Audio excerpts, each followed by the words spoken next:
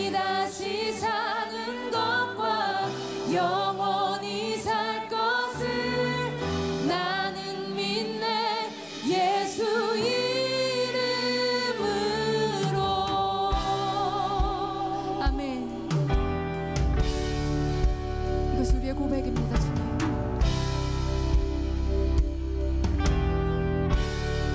심판자 되신 주님, 심판자 되신 주님, 십자가에 달려 우릴 용서했네.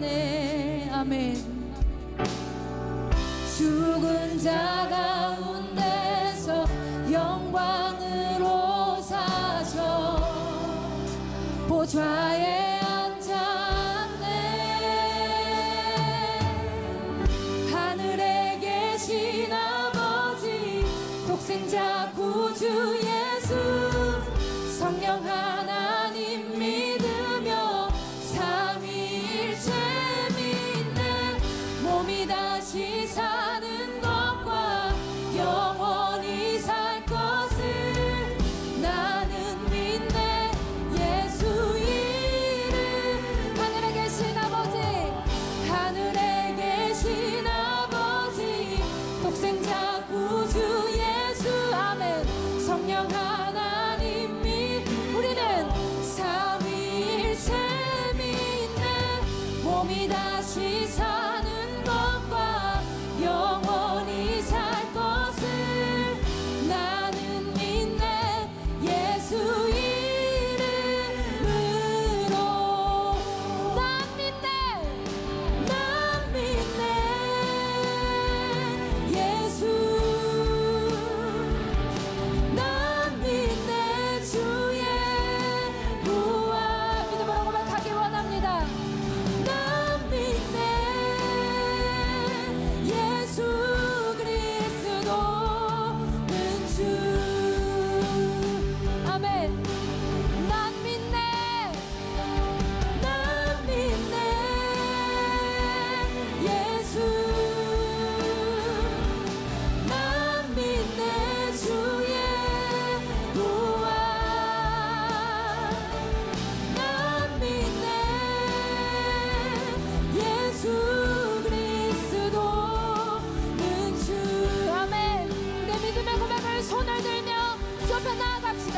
하늘에 계신 아버지, 하늘에 계신 아버지, 독생자 구주 예수, 성령 하나님 믿으며 삼위일체 믿네. 몸이 다시 사는 것과 영원히 살 것. 아멘. 나는 믿네. 예수 이름. 하늘에 계신 아버지, 하늘에 계신 아버지, 그분은 독생자 구주 예수. 아멘.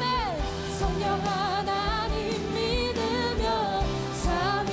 이것이 우리의 믿음의 고백입니다. 몸이 다시 사는 것과 영원히 살 것을 나는 믿네. 예수 이름. 나는 믿네. 영원한 삶. 아멘. 성령으로 잉태하신 주님의 거룩한 교회와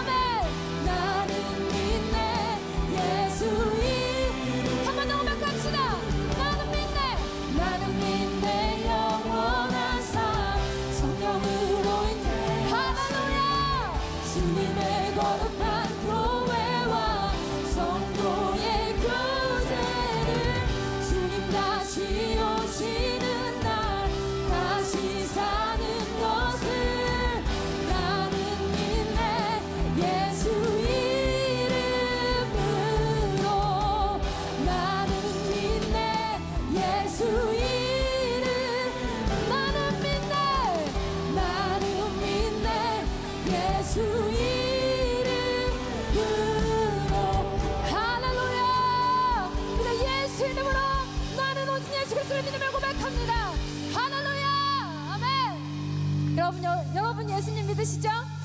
우리에게 말씀하신 그 음성 가운데 우리가 온전히 반응하며 나아가기 원합니다. 이곳 가운데 임하신 성령께서 우리 찬양하게 하실 것입니다. 할렐루야! 믿어요 그 약속, 비전과 꿈을 주셨네.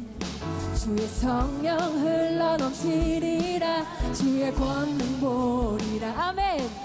바로 지금 여기 이 장소에 믿는 백성 다 모여. 아멘. 강한 소리와 성령의 불임내 우리 여기 모일 때 나 믿네 지금 여기에 계시. 아멘. 그렇습니다. 세상 모든 것 다 변하네 주의 성령이 임할 때 나 믿네 지금 여기에 계심을. 두세 사람 모일 때 그 믿음 모일 때 주의 응답 믿네. 다시 한번 고백합시다. 믿어요 그 약속, 비전과 꿈을 주셨네. 아멘. 주의 성령 흘러넘치리라, 주의 권능 보. 바로 지금 여기 이 장소에 믿는 백성 다 모여. 아멘. 강한 소리와 성령의 불임내 우리 여기 모일 때 난 믿네 지금 여기에 계심. 할렐루야. 세상 모든 것 다 변하네 주의 성령이 임할 때 난 믿네 지금 여기에 계심을. 우리와 함께 하십니다. 두세 사람 모일 때 아멘. 주의 응답 믿네. 다시 한번 고백합시다. 믿어요 그 약속, 비전과 꿈을 주셨네. 아멘. 주의 성령을 내 삶 가운데 아멘. 바로 지금 여기 장소에 믿는 백성 다 모였네. 강한 소리와 성령의 불임내 우리 할렐루야. 난 믿네 지금 여기에 우리 주님 우리와 함께 하십니다. 세상 모든 것 다 변하네 주의 성령이 임할 때 난 믿네 지금 여기에 계심을. 아멘. 두세 사람 모일 때 그 믿음 모일 때 주의 응답 믿네 그분 여기에 계시네. 하늘과 땅 무엇도 주님 권. 할렐루야. 주께서 우리에게 맡기신 소명을 받아도 감당 못해. 정말 그렇습니다. 믿음으로 아멘. 우리의 마음에 주신 주님의 삶 우리 함께 나 믿네 지금 여기에 계심을. 아멘. 세상 모든 것 다 변하네 주의 성령 내 삶 가운데. 아멘. 난 믿네 지금 여기에 계심을. 두세 사람 모일 때 이렇게 약속하셨습니다. 할렐루야. 주의 응답 믿네 그분 여기에 계시네. 난 믿네 아멘 계심을. 세상 모든 것 다 변하네 주의 성령이 임할 때 난 믿네 지금 여기에 계심을. 두세 사람 모일 때 그 믿음 모일 때 우리는 주의 응답 믿네 그분 여기에 계시네. 아멘. 그분 여기에 계시네. 우리 정말로 믿음으로 고백합시다. 여기에 계시네. 할렐루야. 우리와 함께 하신 주님을 찬양합니다. 할렐루야. 아멘. 푸른 마르고 꽃은 시드나 주의 말씀은 영원해.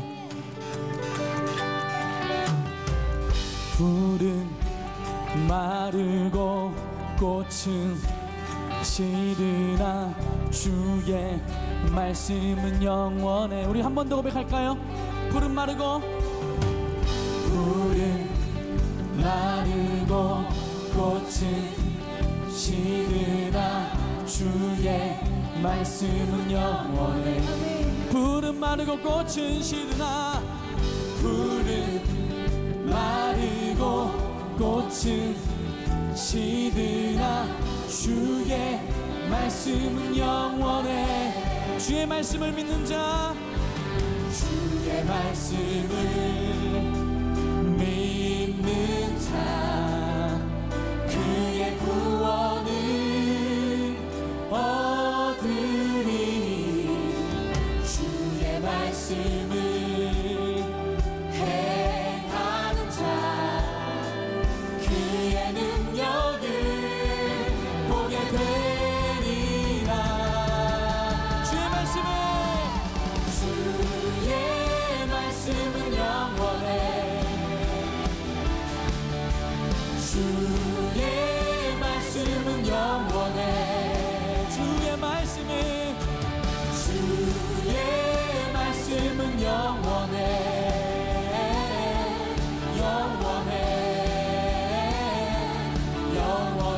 우리 처음부터 한 번 더 고백합시다. 풀은 마르고 꽃은 시드나, 풀은 마르고 꽃은 시드나 주의 말씀은 영원해.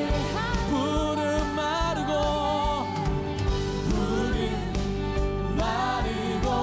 꽃은 시드나 주의 말씀. 우리 그 영원한 말씀 다시 한번 고백합시다. 풀은 마르고 꽃은 시드나, 풀은 마르고 꽃은 시드나 주의 말씀은 영원해. 우리 삶의 반석이신 그 주의 말씀. 풀은 마르고 꽃은 시드나, 풀은 마르고 꽃은 시드나 주의 말씀은 영원해. 주의 말씀을 믿는 자, 주의 말씀을 믿는 자, 그의 구원을 얻으리. 주의 말씀을 행하는 자, 주의 말씀을 행하는 자, 그의 능력을 보게 되리라. 주의 말씀은 영원해. 주의 말씀은 영원해. 주의 말씀은 영원해.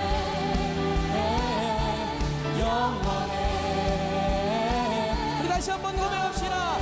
주의 말씀은 영원해. 내 삶에 주의 말씀은 영원해. 주의 말씀은 영원해. 주의 말씀은 영원해. 내 삶이 영원히 변하지 않는 그 주의 말씀 다시 한번 고백합시다. 주의 말씀은 영원해. 주의 말씀은 영원해. 주의 말씀은 영원해. 주의 말씀은 영원해.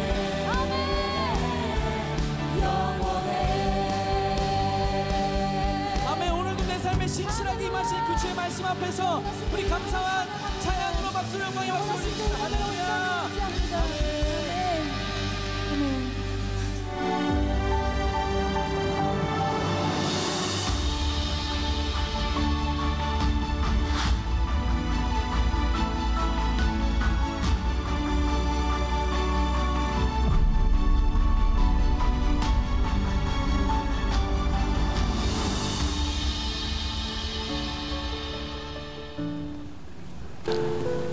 자, 오늘부터 우리가 이제 십계명에 대한 말씀을 가지고 오늘 개론 시간을 이제 포함해서 11번의 말씀을 나누게 됩니다. 오늘 말씀의 제목은 십계명 속으로, 우리가 한번 십계명을 이해하기 위해서 이제 십계명 속으로 들어가는 시간이 될 거예요. 사실 십계명 설교를 준비하면서 쉽지 않았어요. 아까도 이야기했지만 3,500년 이전에 하나님께서 이스라엘 백성들에게 주셨던 이 말씀, 또 그들은 유목민이었는데 오늘 우리가 살아가는 이 삶은 4차 산업혁명 시대를 살아가고 있다는데 우리들에게 그 말씀이 무슨 의미가 있을까? 제가 이제 십계명에 대한 말씀을 준비하면서 참고했던 책 중에 하나, 제이 존이라고 하는 사람이 쓴 모든 사람을 위한 하나님의 법 십계명이라는 책의 서론에 이런 이야기가 나와요. 지금 십계명을 이루고 있는 단어는 영어로 계산하면 300단어가 채 되지 않습니다. 그런데 영국이 이루고 있는 영국 법 체계가 이 300개의 단어를 넘어서지 못한다, 이렇게 표현을 하고 있고, 또 이분에 의하면 인류가 그동안 만든 법 조항이 3,264만 7,389개의 법 조항을 만들었다고 합니다. 그런데 가만히 보면 이 수없이 많은 법조항 역시 십계명의 테두리를 벗어나지 못한다라고 말하고 있어요.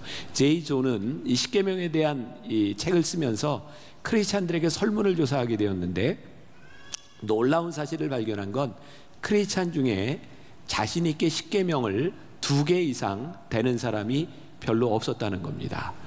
또 놀라운 일은 그렇게 십계명에 대한 무지함에도 불구하고 십계명을 배우고 싶은 열망들을 가지고 있었다는 거예요. 자, 십계명 첫 번째 계명,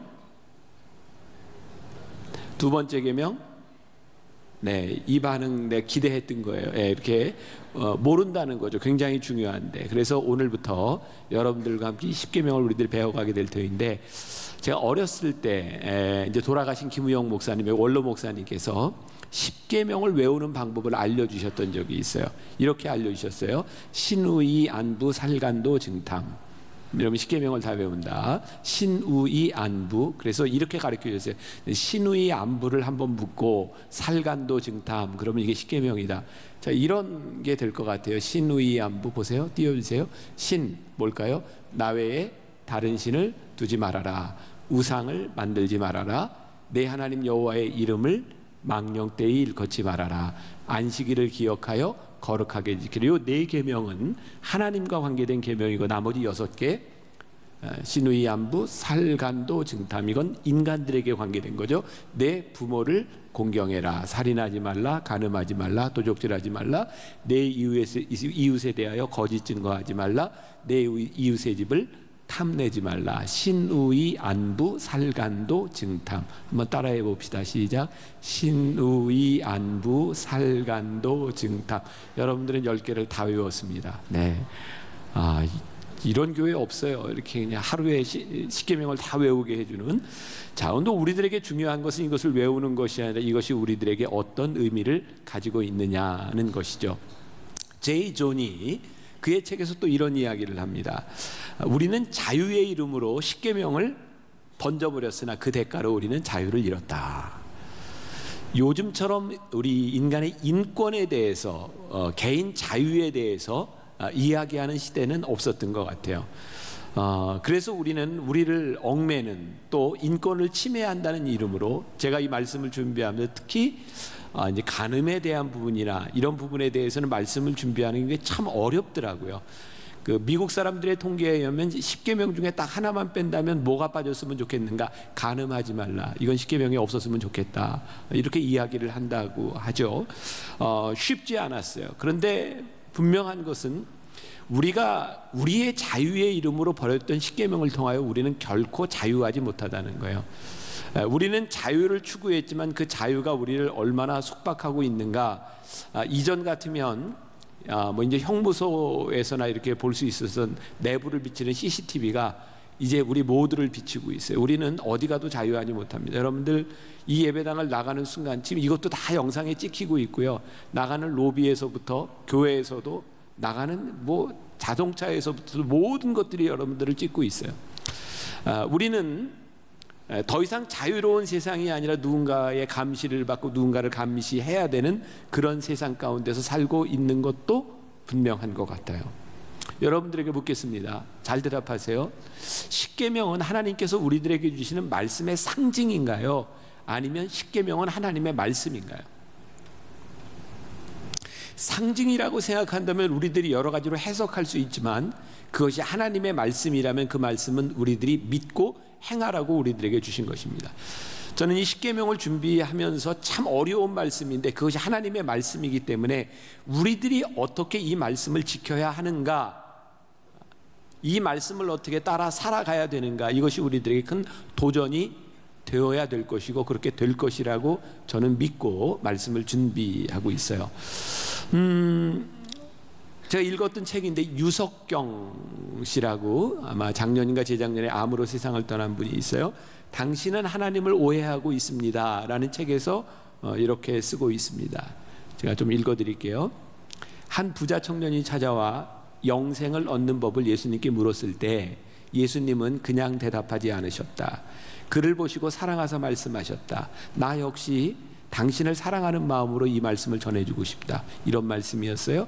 내게 아직도 부족한 것이 있으니 가서 내게 있는 것을 다 팔아 가난한 자들에게 주라. 그리하면 하늘에서 보화가 네게 있으리라. 그리고 와서 나를 따르라 하시니.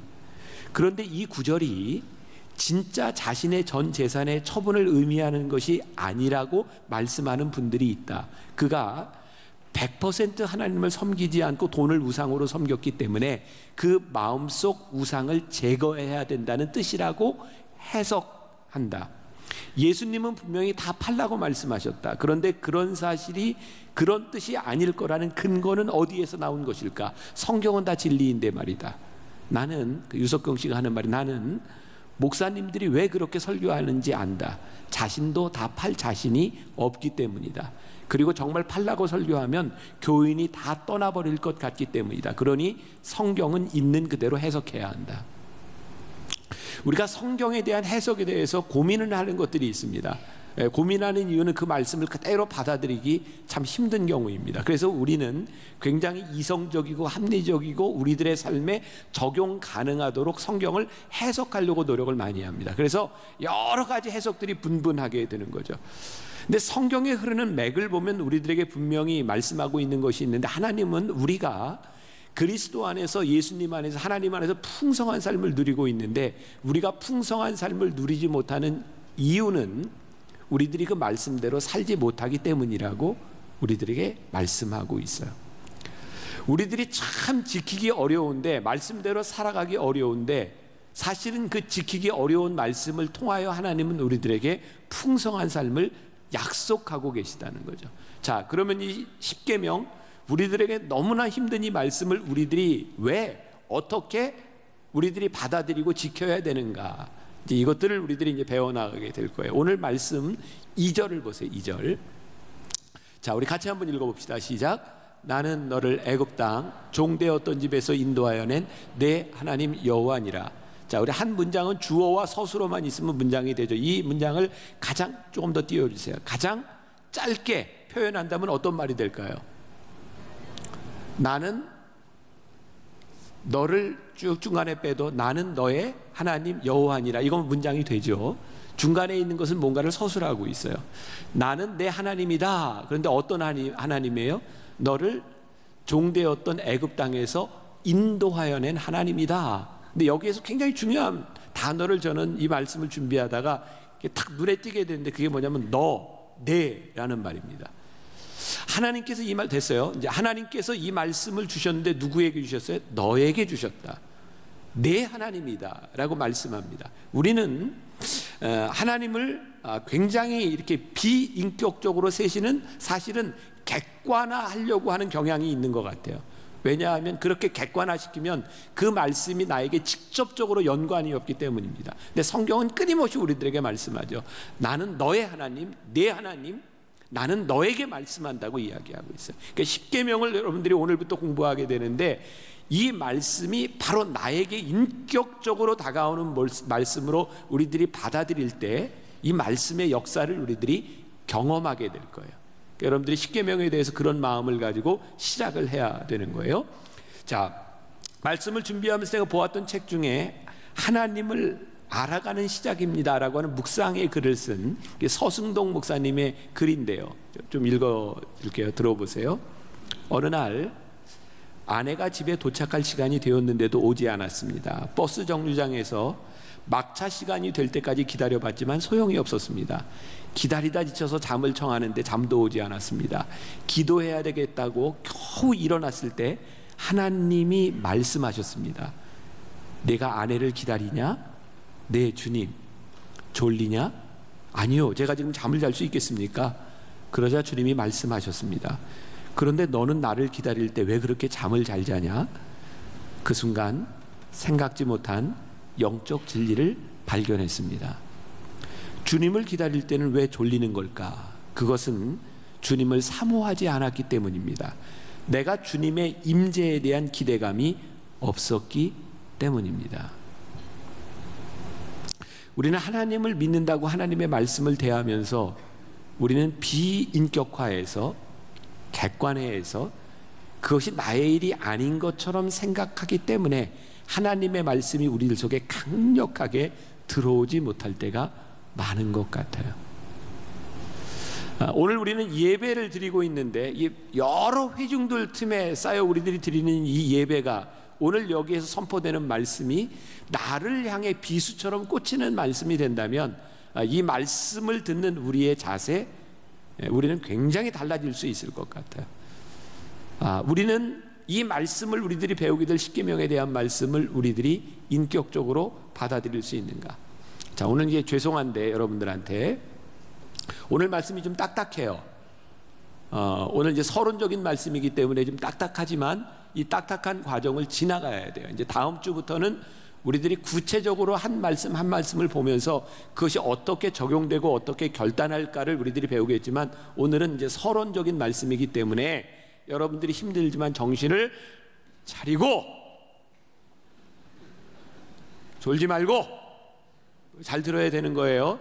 왜? 오늘 들어야 여러분들이 말씀을 이해하는 방법을 알기 때문입니다. 그렇다고 누가 졸았다는 건 아니에요. 네, 졸지 말라는 얘기지. 네, 오케이. 자, 여기서 또 중요한 것이 있어요. 제가 이제 몇 가지 계속 중요한 것들을 여러분들에게 이렇게 지적을 하고 있는데 이 십계명은 우리들이 지키기 참 힘든 거예요. 당연한 건데 지키기 힘든 거예요. 왜 우리들이 하나님의 말씀을 힘들어하는지 알아요? 지키기 힘들어요. 부담스러워요. 때로 말씀을 지킨다는 것이 고통스러워요. 근데 하나님의 말씀을 보면요, 우리들에게 이것을 너희들이 지켜야 된다라고 이 말씀을 주셨을 때 거기에는 법을 지키는 것이 목적이 아니라 그것을 우리들에게 주셨던 하나님의 마음이 있어요. 우리는 앞으로 10개의 계명을 배워가면서 우리들에게 정말 큰 유익을 발견하게 될 터인데 그 계명을 우리들에게 주신 하나님의 마음을 우리들이 알아가는 거예요. 자, 십계명은 지키는 법칙을 우리들이 배우는 것이 아니라 그것을 우리들에게 주신 하나님의 마음을 알아가는 것이다. 이것이 우리가 공부하는 제일 중요한 말씀을 나누는 목적입니다. 다시 조금 들어가서 신우이, 안부, 살간도, 증탐 앞에 4개의 계명은 하나님과 우리들 사이의 관계에 대한 부분이고 나머지 6개의 계명은 인간들 사이의 관계에 대한 부분입니다. 근데 이 제이 존이라는 사람이 이 십계명에 대한 책을 쓰면서 이런 이야기를 했어요. 저도 어느 정도 공감이 됩니다. 이제 여러분들이 말씀을 배우며 공감하게 될 거예요. 10계명 중에 사실은 1계명만 잘 지키면 나머지 계명은 이야기할 필요가 없습니다. 그래서 모든 계명이 첫 번째 계명을 향하고 있다는 거예요. 제가 지난해부터 우리 교회 묵상팀을 만들어서 제가 설교 준비를 하고 제가 설교 원고를 묵상팀에게 평신도들에게 줘요. 그리고 그걸 읽고 여러분들은 무엇을 묵상하고 느꼈는지 제가 피드백을 받습니다. 이번 이제 10계명 중에는 그 성도들의 그런 묵상글들도 여러분들과 함께 나누게 될 텐데 저한테 이런 제안을 했어요.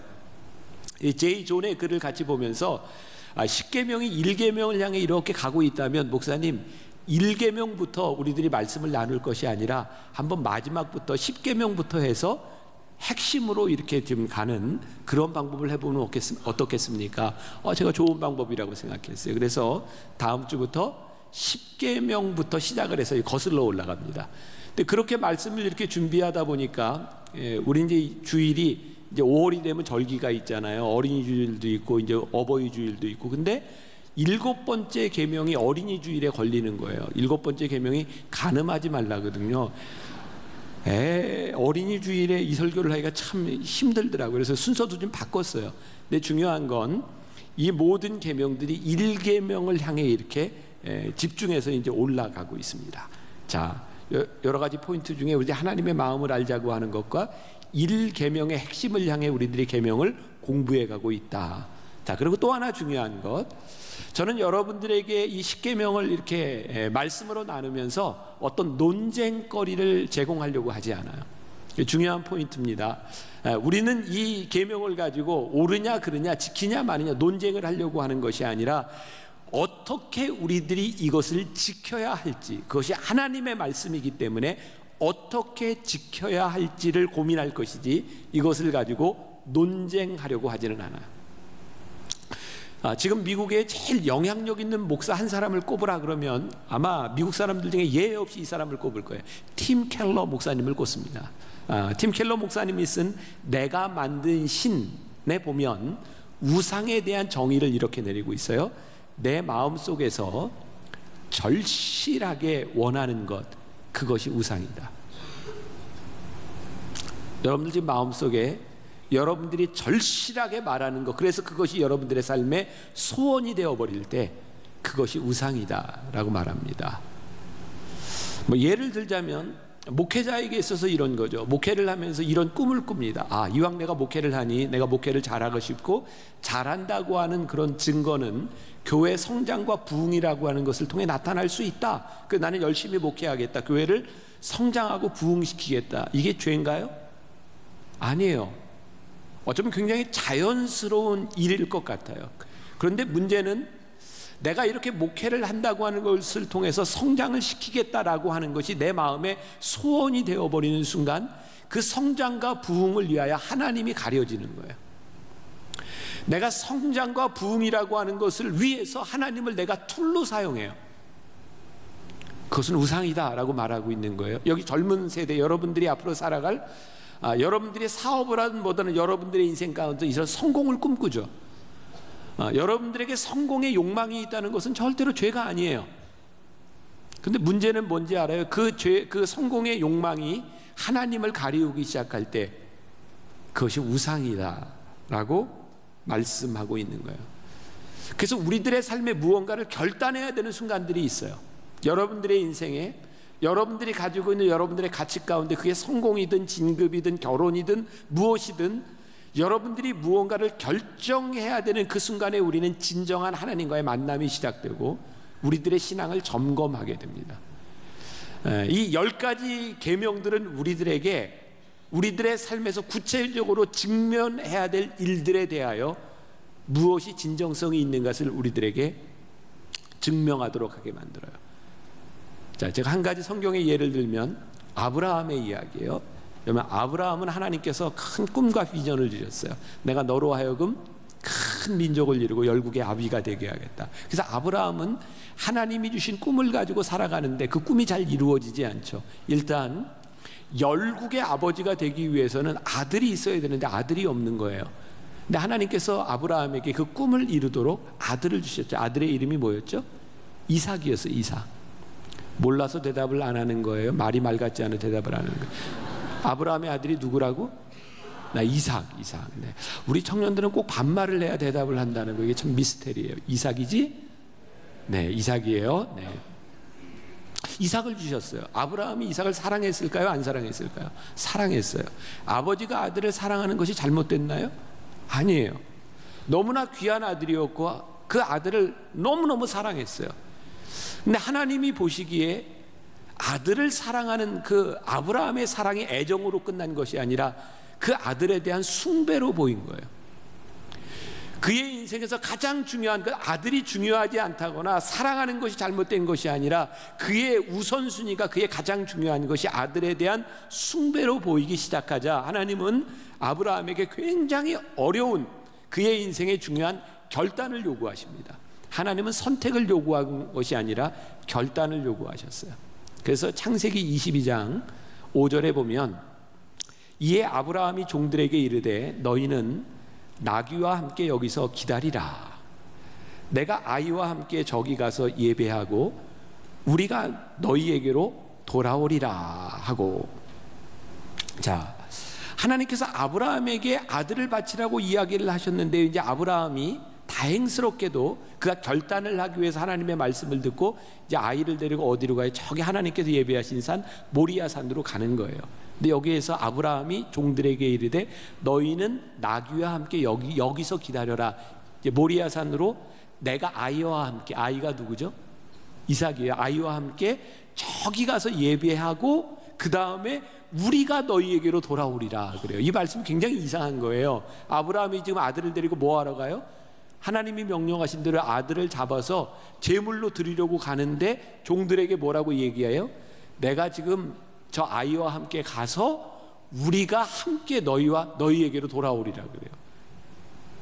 아들을 제물로 드리러 가는데 이 아이와 함께 오겠다는 거예요. 팀 켈러 목사님이요, 이 부분에 대해서 이런 이야기를 하고 있어요. 아브라함은 그저 하나님을 맹신한 게 아니다. 그는 이건 미친 짓이고 살인하지만 그래도 나는 하겠다, 그렇게 하나님을 믿었다, 그렇게 맹신한 것이 아니었다는 거예요. 아브라함은 지금 무엇을 이야기하고 있냐면 하나님께서 결단하라고 하실 때 하나님 제가 결단하고 갑니다. 제가 아이를 데리고 갑니다. 그런데 하나님이 어떤 방법으로 일하실지 저는 알지 못하지만 저는 다시 아이와 함께 오게 될 것입니다. 우리는 방법을 알지 못하지만 하나님을 전적으로 신뢰했기 때문에 그 신뢰함을 가지고 아브라함은 거기에 올라갔다. 오늘 우리들에게 필요한 것이 우리가 알고 있는 방법이 아니라 우리들이 하나님을 전적으로 신뢰하고 있는가, 하나님은 그것을 아브라함에게 묻고 계셨던 거예요. 여러분, 계명은 우리들에게 그것을 묻고 계신 거예요. 내가 무엇을 선택에 대한 문제가 아니라 우리들의 삶의 결단을 묻고 계신 거예요. 그런데 이렇게 결과가 나왔어요. 창세기 22장 12절에 사자가 이르되 그 아이에게 내 손을 대지 말라. 그에게 아무 일도 하지 말라. 내가 내 아들 내 독자까지도 내게 아끼지 아니하였으니 내가 이제야 내가 하나님을 경외하는 줄을 아노라. 하나님이 원하셨던 게 뭐예요? 내 아들을 제물로 바치라는 것을 원하셨던 게 아니라는 것을 우리는 보게 됩니다. 하나님이 원하셨던 것은 네가 나를 경외하는 그 마음을 내가 알았다. 우리는 이 하나님의 마음을 아는 것보다 우리는 지켜야 되는 어려움에 대해 집중할 때가 참 많이 있어요.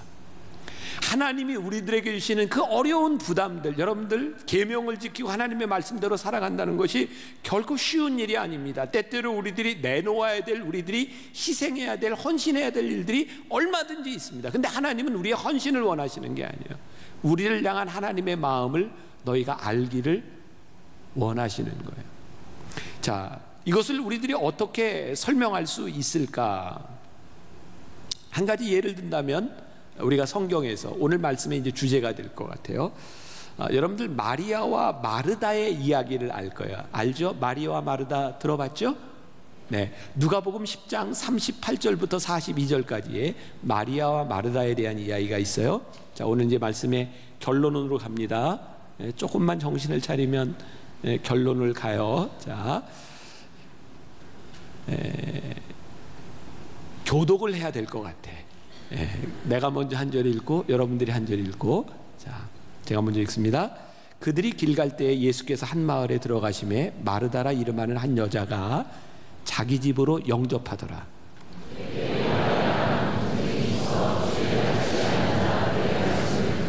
마르다는 준비하는 일이 많아 마음이 분주한지라 예수께 나와 이르되 주여 내 동생이 나 혼자 일하게 두는 것을 생각하지 아니하시나이까 그를 명하사 나를 도와주라 하소서.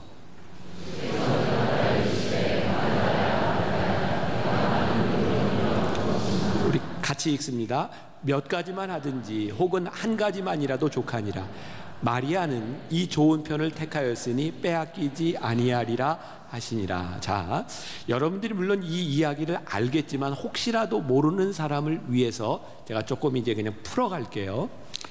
마리아와 마르다라고 하는 사람은 우리가 익히 들어서 알고 있는 죽은 나사로를 살리셨던 그 나사로의 누이입니다. 근데 마르다와 마르다가 예수님을 초청한 거예요. 그러니까 여러분 그냥 상상으로 이렇게 이제 말씀을 이렇게 풀어봅시다. 마르다가요, 예수님이 오셨는데 너무 좋은 거예요. 그래서 예수님을 위해서 분주하게 여러 가지를 준비해요. 뭐 청소도 할 거고 먹을 것도 준비할 거고. 그런데 마리아가 그게 이제 자매인데 마리아는 그냥 예수님 발 앞에서 말씀만 듣고 있는 거예요. 그러니까 마르다가 마음이 힘든 거예요. 그래서 예수님께서 예수님, 마리아도 쟤도 좀 일 좀 해야 되지 않을까요? 쟤한테 좀 뭐라고 해주세요. 그때 예수님께서 그냥 놔둬라. 마리아는 더 좋은 것을 택했다. 이렇게 말씀하는 거예요.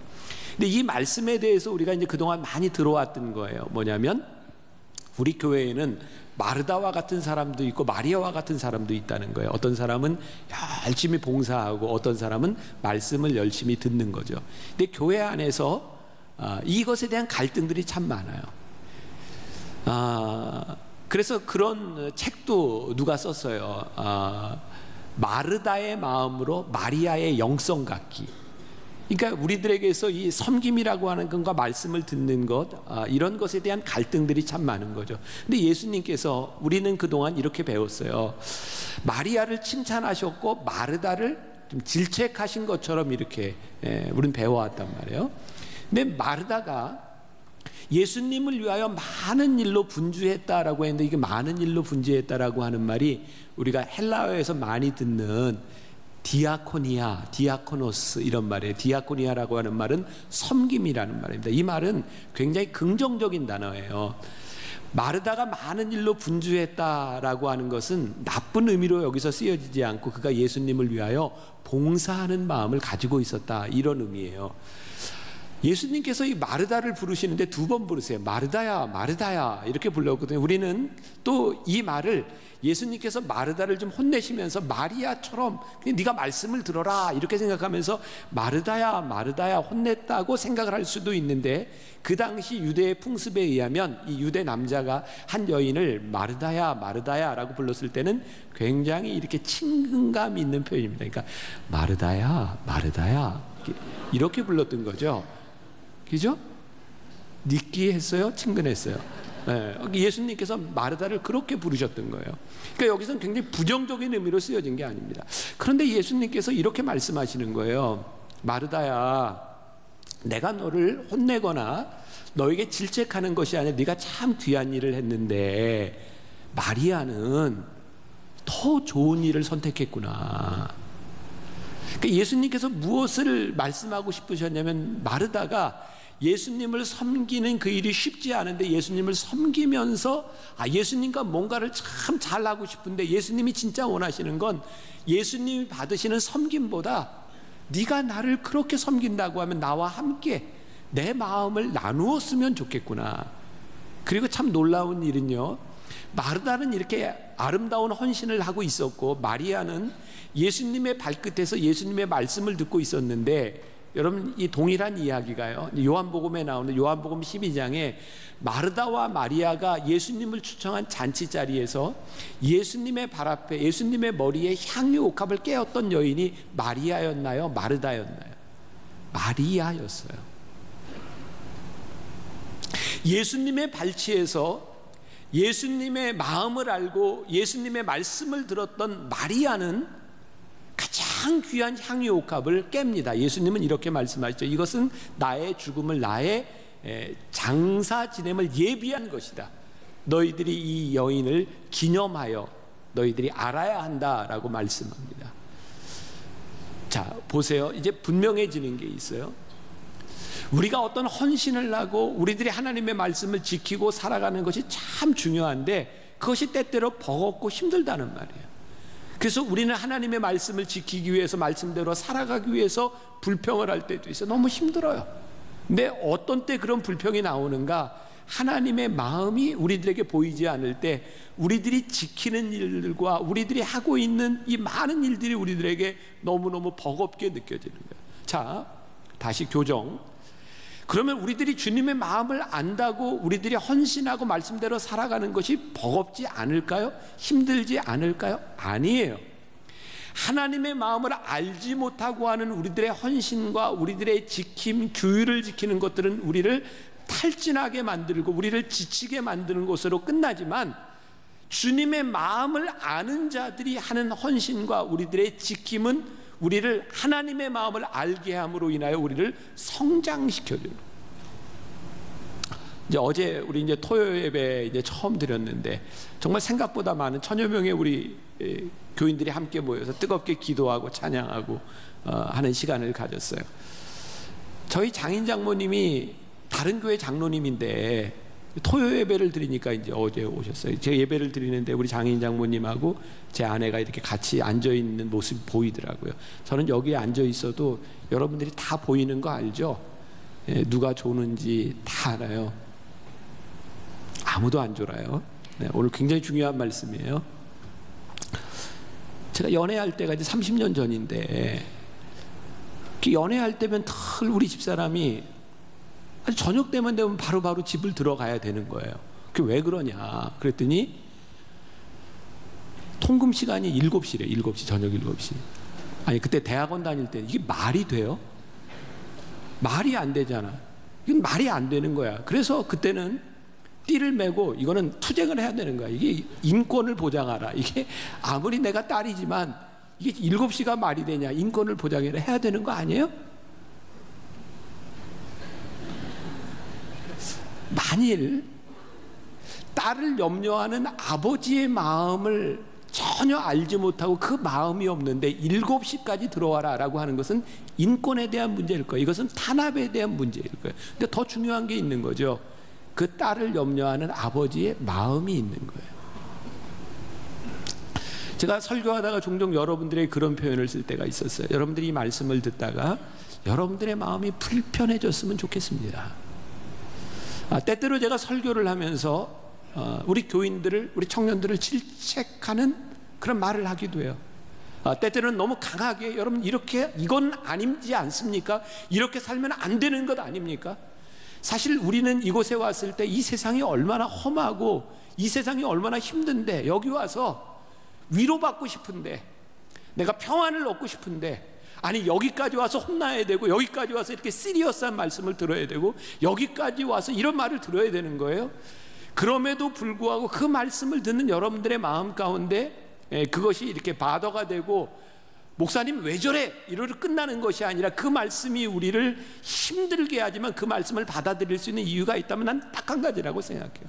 여기에서 설교하고 있는 제가 여러분들을 바라보며 여러분들을 사랑하는 마음이 있고 하나님의 말씀이 여러분들 가운데 있어서 여러분들의 삶이 풍성해지기를 원하는 마음이 있기 때문에 불편한 말씀들이 불편함으로 끝나는 것이 아니라 그 하나님의 말씀을 들으며 우리들이 생각하게 되고 살아가게 되고 우리들의 삶의 변화를 경험하게 되는 것이 아닐까요?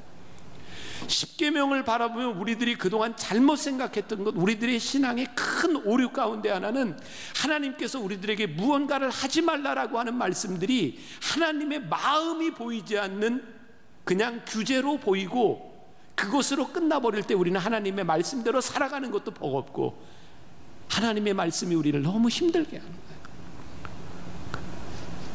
이번 십계명 공부를 하는 동안 저는 여러분들에게 말씀하신 하나님의 마음이 보여질 수 있기를 간절히 소원합니다. 우리는 교회 안에서 늘 이런 논쟁을 가지고 이분법적인 논쟁이에요. 우리들이 그동안 듣고 지켜왔던 교리에 대한 부분이죠. 그런가 하면 한쪽에서는 이렇게 얘기합니다. 그게 중요한 게 아니야. 사랑으로 품어줘야지. 그래서 교회는 늘 지난 2000년 동안 늘 이 두 개의 양극단 가운데서 어려움을 가졌던 것 같아요. 하나님의 사랑으로 품어야지. 아니 이건 우리가 지켜야 되는 일이지. 근데 제가 깨닫게 되는 일이 있어요. 아까 아브라함의 이야기도 했고 마리아와 마르다에 대한 이야기도 했고 성경은 우리들에게 규칙을 지키는 것이 옳다. 네가 사랑하는 것이 옳다. 그렇게 말씀하시지 않더라고요. 예수님께서 나는 율법을 폐하러 온 것이 아니라 율법을 완성하러 왔노라. 내가 하나님을 사랑하면 그 율법이 그리 너희들에게 어려운 것이 아니니라라고 말씀하고 있거든요. 사실은 하나님을 사랑하면 하나님의 법이 지켜지는 것을 우리들이 경험해요. 전 여러분들에게 굉장히 중요한 놀라운 여러분들의 삶의 간증이 되리라고 생각하는데, 십계명의 말씀들이 우리들에게 하나의 규율, 규칙, 금지법으로 우리들에게 다가오는 것이 아니라 이 말씀을 주신 하나님의 마음을 우리들이 알아가기 시작할 때 힘들고 버겁고 어렵지만 이 말씀들이 우리들의 삶에서 지켜지는, 우리를 향한 게 하나님의 마음이구나. 그 율법들 하나하나가 금지법이 아니라 우리를 향한 하나님의 마음이 보여지기 시작할 때 저는 이 세상에서 살아가는 여러분들에게 간증거리가 되리라고 저는 믿습니다. 여러분들이 그 마음, 하나님의 마음을 알아가려고 하는 그 마음으로 이 말씀을 함께 나누고 우리 십계명을 함께 공부할 수 있으면 좋겠습니다. 오늘은 서론으로 십계명에 대한 우리들이 알아야 될 것들을 나누었는데, 오늘 여러분들이 하나님께 이렇게 기도하는 시간이 되었으면 좋겠어요. 하나님 아버지, 제가 아버지의 마음을 알기를 원합니다. 아버지의 마음이 있는 곳에 나의 마음도 있기를 원하고, 아버지의 눈물이 있는 곳에 나의 눈물이 있기를 원하고, 아버지의 손이 있는 곳에, 아버지의 발이 있는 곳에 나도 거기에 머물기를 원합니다. 목사님 광고하는데 여러분들 볼리비아 뭐 여러 가지 사정이 있겠죠. 그렇게 오랫동안 휴가를 내지 못하는 사람도 있을 거고, 아까 얘기했던 경제적인 문제를 가지고 있는 사람도 있을 거고. 근데 여러분 그런 생각을 해보셨어요? 그곳에 가서 하나님 아버지의 마음으로 살아가고 있는 사람들이 있어요. 아마 얼마 전에 여러분들이 그런 얘기 했던 것 같아요. 제가 볼리비아 가서 아마 제가 가본 나라 중에 제일 힘들었던 나라였던 것 같아요. 딱 라파즈 공항에 내리면서부터 숨쉬기도 어려운 나라. 같이 갔던 목사님들이 내려서 몇 걸음 걸으면서 코피가 터져 나왔던 그런 높은 곳에 위치한 그 나라. 저는 라파즈, 페루의 리마 이런 도시를 보면서 우리 지금 미세먼지 아무것도 아니에요. 나는 숨 쉬는 것 자체가 그렇게 힘든 나라를 처음 가봤어요. 그리고 그 나라를 떠나올 때 비행기 안에서 야, 이제 한국 간다. 근데 그곳에 남아있는, 사실 볼리비아 선교사로 우리 누나와 매형이 있거든요. 비행기 안에서 많이 울었어요. 나는 이렇게 떠나와 좋은데 거기 남아 살아가는 사람이 있구나. 사실 우리 젊은이의 때에 여러분들의 인생에 하나님 아버지의 마음이 있는 곳에 우리의 마음이 있을 때 우리들이 할 수 있는 일과 우리들이 해야 되는 일들과 우리들의 기쁨은 굉장히 넓은 지경이에요. 여러분들에게 그런 아버지의 마음이 여러분들의 삶을 움직이고, 아버지의 마음이 여러분들의 삶을 결단케 하고, 그리고 지지난주 여러분들에게 부활절 한샘 치고 헌금하면서 우리 남아프리카 공화국 선교사님 돕자 이런 얘기죠. 우리 교인들뿐만 아니라 방송을 보고도 여러 사람이 헌금을 해주셨고요. 한 2억 5천만 원 정도 헌금이 됐어요. 제가 이제 다른 단체들과 함께 거기에 그 선교사님이 못 이룬 꿈을, 아버지의 꿈을 우리들이 함께 이뤄갔으면 좋겠다는 마음을 가지고 있고, 저는 거기에 가서 무언가를 해야 될 일을 우리 청년들과 지금 해보려고 그래요. 그게 참 버겁고 힘든 일인데 아버지의 마음이 있는 곳을 우리들에게 깨닫게 하시고 알게 하시는 일인 것 같아요. 우리가 십계명 배우는 동안 그 아버지의 마음이 여러분들 속에 훅 들어올 수 있기를 간절히 소원하고 우리 함께 찬양합시다.